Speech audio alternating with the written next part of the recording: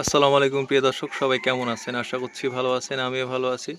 প্রিয় দর্শক, আজকে আপনাদেরকে নরমুখ যে মাদি ছিল, এই যে এরা হচ্ছে ফুল ফ্যামিলি সহ এখানে আছে।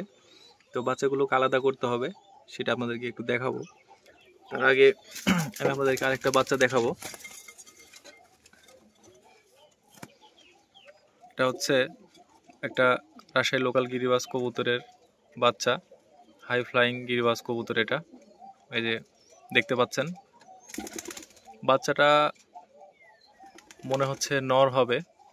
তো এখনো এক পর নেয়নি, অনেকে এক খিল বলে, অনেকে পর বলে।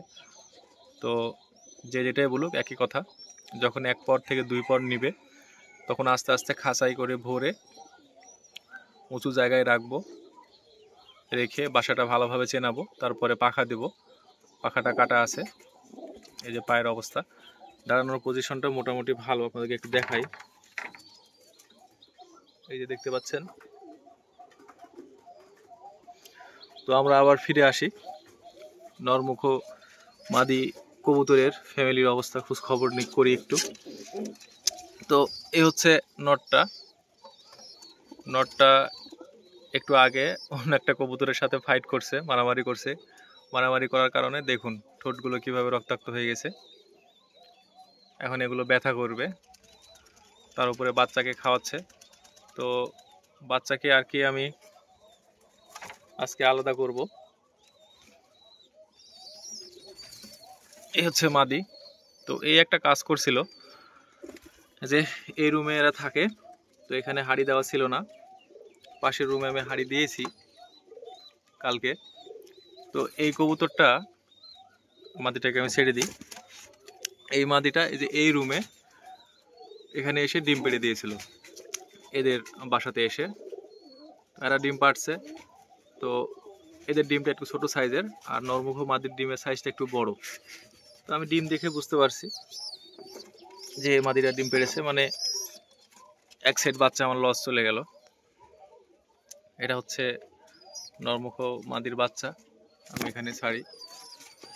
এটা হচ্ছে জাগ বাচ্চা আসছে।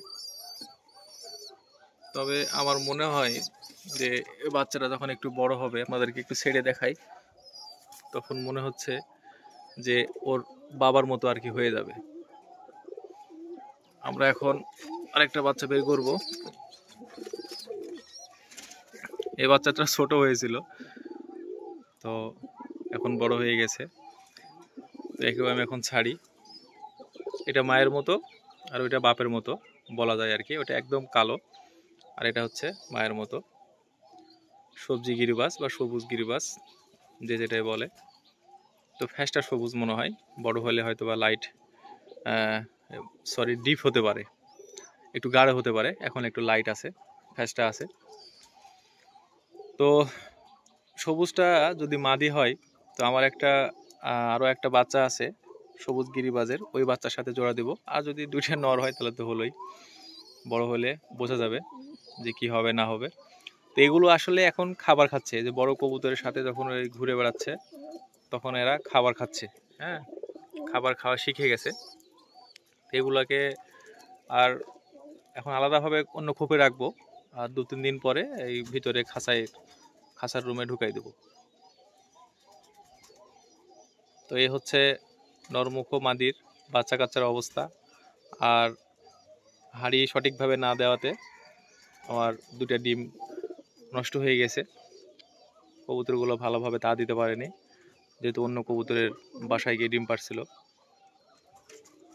এই জন্য আর কি। পরও আমি ভিতরে অন্য কবুতরকে ডিমগুলো দিয়েছি, এখনও জমেনি। যদি জমে তাহলে হবে, আর যদি না জমে তাহলে তো আর হচ্ছে না। তো প্রিয় দর্শক, আজকে এখান থেকে বিদায় নিচ্ছি। দেখা হবে অন্য কোনো ভিডিওতে। সেই পর্যন্ত সুস্থ থাকুন, ভালো থাকুন। আল্লাহ হাফেজ।